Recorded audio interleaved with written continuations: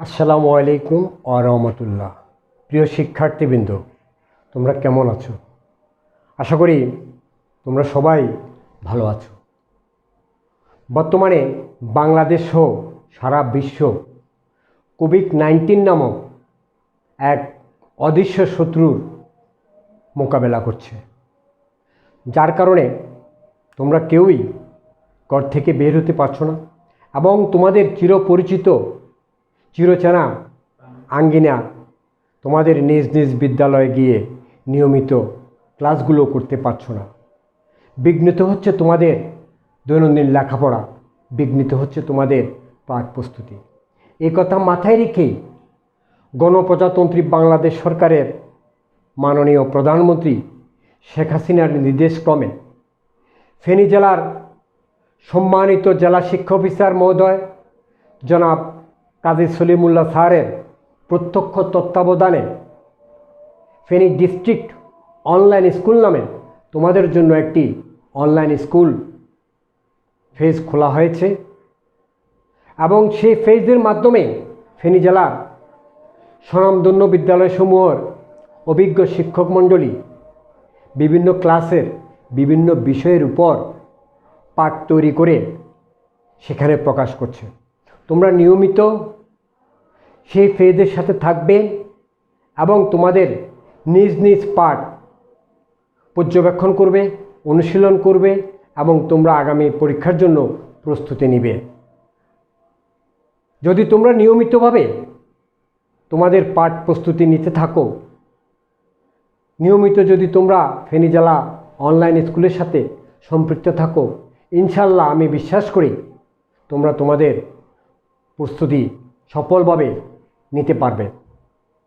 আমি Sheikh Mohammad Ekramul Haque, assistant teacher, Bhorbazar advocate Belayet Hossain high school, Sonagazi, Feni. আজকে তোমাদের জন্য একটা পাঠ নিয়ে এসেছি। Dear learners, please get ready with your pen and papers. Okay? Now we can start our lesson. Yes. Look at the picture. Can you guess what about the picture is about? Yes, you are right. The boy is eating mango. The boy is eating mango. Dear learners, please again look at another picture. Can you guess what about the picture is? Please try to guess. Yes, you are right. Mango is being eaten by the boy. Now, can you understand or guess what is our today's topics? Okay, you are right. Our today's topics is voice. Our today's topics is voice. Dear learners, after this lesson, you will be able to learn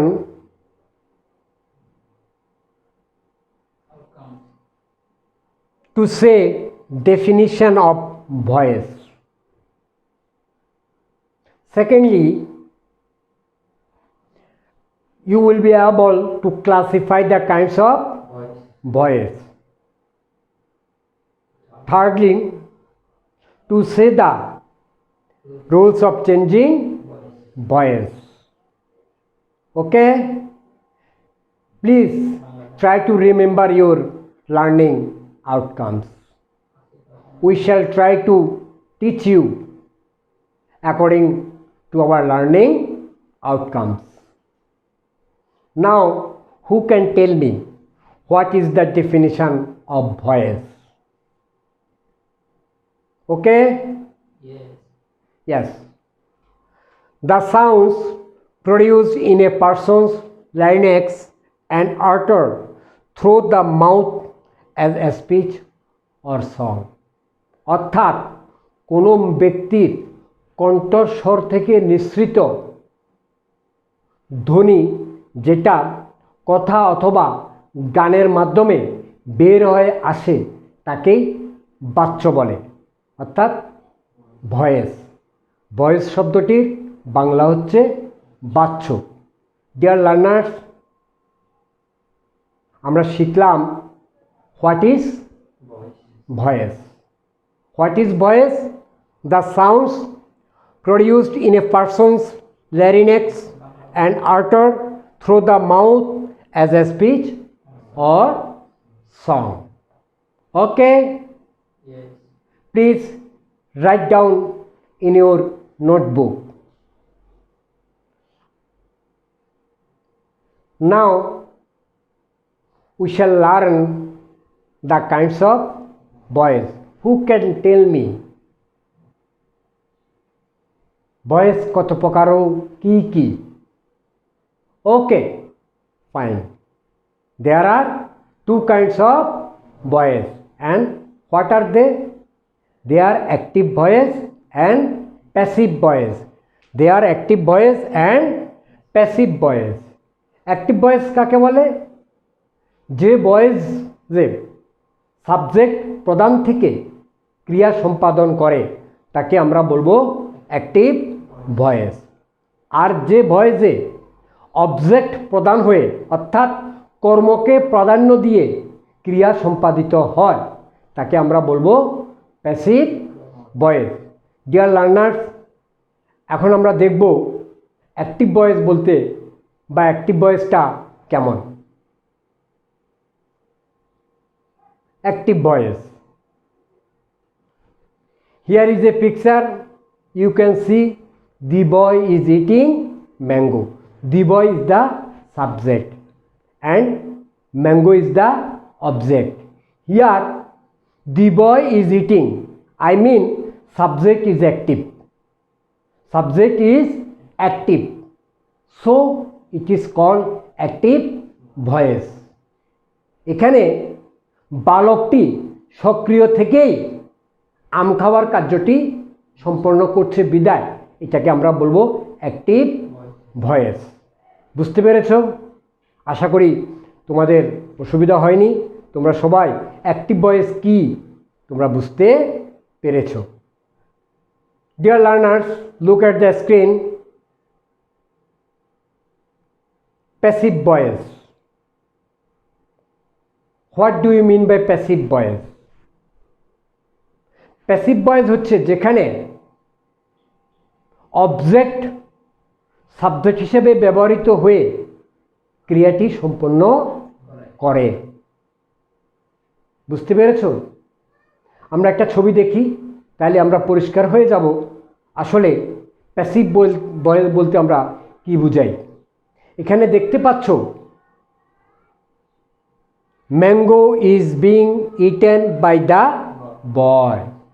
এখানে ম্যাঙ্গোটা subject হিসাবে ব্যবহৃত হয়েছে, যেখানে আগে active ভয়েসে ম্যাঙ্গোটা object ছিল আর দি বয়টা subject ছিল, কিন্তু প্যাসিভ ভয়েসে এসে অবজেক্টটা সাবজেক্ট হিসাবে ব্যবহৃত হয়েছে আর সাবজেক্টটা অবজেক্ট হিসাবে ব্যবহৃত হয়েছে। এই জন্য এটাকে আমরা বলবো প্যাসিভ ভয়েস। অ্যাক্টিভ ভয়েস থেকে প্যাসিভ ভয়েসে করার বেশ কিছু নিয়ম আছে, তার মধ্যে তিনটা আছে কমন রুলস।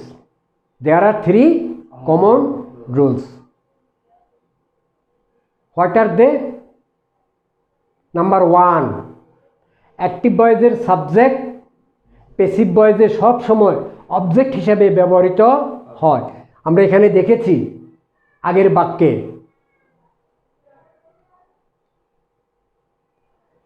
বাক্যে সাবজেক্ট ছিল দি বয়, কিন্তু পরের বাক্যে সাবজেক্ট হয়েছে ম্যাঙ্গো। এর অর্থ হচ্ছে অ্যাক্টিভ ভয়েসের সাবজেক্টটা প্যাসিভ করতে গেলে সবসময় অবজেক্ট হিসেবে ব্যবহৃত হয়। আর নাম্বার 2, অ্যাক্টিভ ভয়েসের অবজেক্ট প্যাসিভ ভয়েসে সবসময় সাবজেক্ট হিসেবে ব্যবহৃত হয়। তোমরা দেখেছো অ্যাক্টিভ ভয়েসের অবজেক্ট ছিল ম্যাঙ্গো, আর প্যাসিভ ভয়েসে সেই ম্যাঙ্গোটা এসে এখানে সাবজেক্ট হিসাবে ব্যবহৃত হয়েছে। নাম্বার 3, মূল ভার্বে সবসময় ফার্স্ট পার্টিসিপল ফর্ম ব্যবহৃত হয়। আমরা অ্যাক্টিভ ভয়েসে দেখেছি ইটিং, ইজ ইটিং, কিন্তু আমরা প্যাসিভ ভয়েসে দেখছি ইজ বিং ইটেন। ইটের ফার্স্ট পার্টিসিপল হচ্ছে ইটেন। তাহলে আমরা অ্যাক্টিভ ভয়েস থেকে প্যাসিভ ভয়েসে করার 3টি সাধারণ নিয়ম আমরা শিখে নিলাম। কি কি?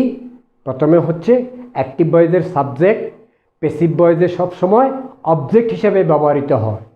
2 নম্বরে হচ্ছে অ্যাক্টিভ ভয়েসের অবজেক্ট প্যাসিভ ভয়েসে সবসময় সাবজেক্ট হিসাবে ব্যবহৃত হয়। 3 নম্বরে হচ্ছে মূল ভার্বের সবসময় ফার্স্ট পার্টিসিপল হয়। আশা করি তোমরা সবাই বুঝতে পেরেছো। I hope to meet you again in the next class. Dear students, thank you all.